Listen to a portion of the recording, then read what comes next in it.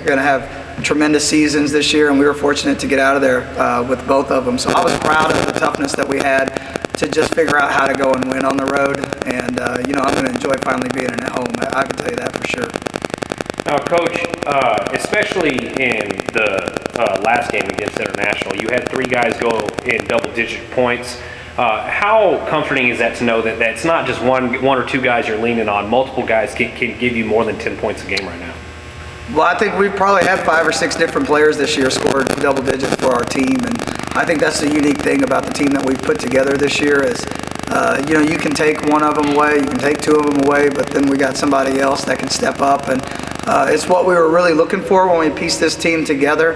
And the important thing for us right now is just figuring out how to play together a little bit better. We're a little bit careless with the basketball right now. I don't like how much we've been turning over the basketball.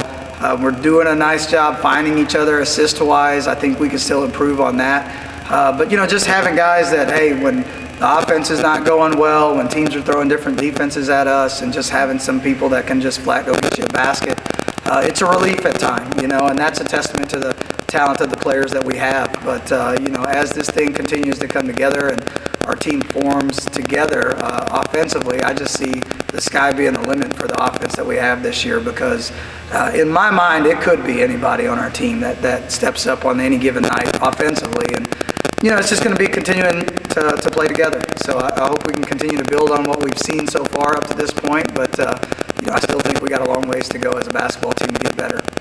And Coach, you're about to embark on a little stretch where you're going 3 games in 5 days. What's the message in practice, talking to the guys about the upcoming grind? Well, our first thing is going to be we got to win today. We got to figure out how to be really good in practice today as we get ready for Arkansas-Fort Smith on Thursday. And we always spend Monday as a cleanup day, so we try to clean up ourselves from the past weekend. We have plenty to watch film on and get better at as we enter 2 big games against Fort Smith and Oklahoma Christian. And then it's just going to be a one-game mentality, as we're going to try to go 1-0 this week. After we play that game, then we'll prep Friday for Saturday's game against OC. And it's just going to be one game at a time. That's the best thing I can tell you as far as the mentality that we'll have. But, it'll start in practice. We still have a lot of room to improve, and we understand the teams we're playing are very good teams.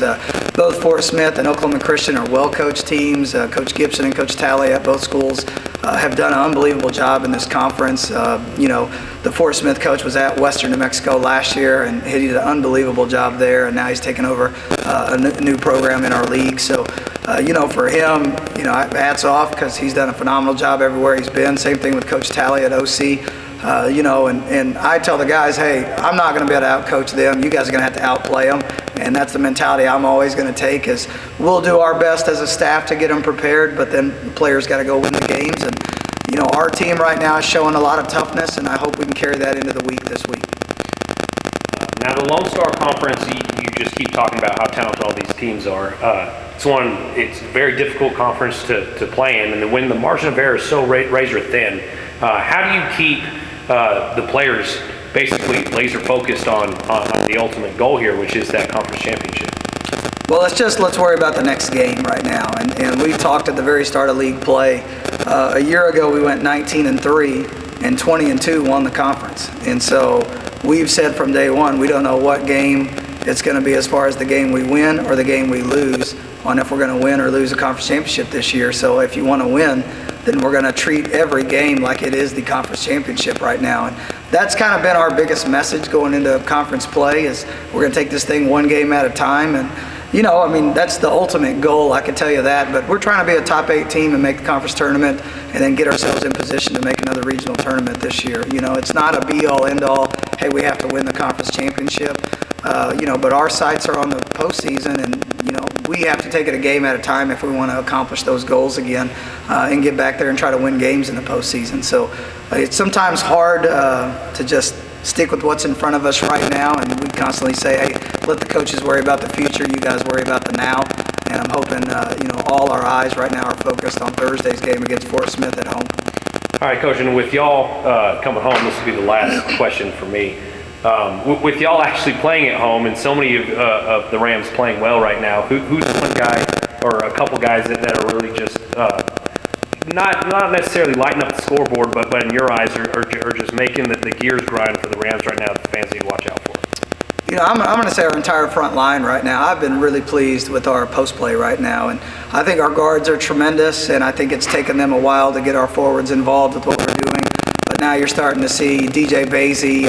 You know, he had a tremendous home outing when we played Arlington Baptist at home, and then went at Kingsville and had a great game as well. Trey Farr had an incredible game Thursday against Kingsville. But you're starting to see Shamar Smith and DJ Freeman come on as well in that front line. And I just think we got 4 really good pieces there in the front line that make us different from other teams at times. You know, I think the Lone Star is historically known for having great guard play, and I think we do. I think we got some of the best guards in our league, if not the country right now. But I think our front line is what separates us. And as we learn to play together, as we get better as a team, I think you're going to see that that's going to be a factor for us this year, is just how tremendous our front line has been for us, not only in scoring, but defending and rebounding and block shots. And we're getting a lot of production out of those guys right now. So I've been very happy with where our front line is as of right now.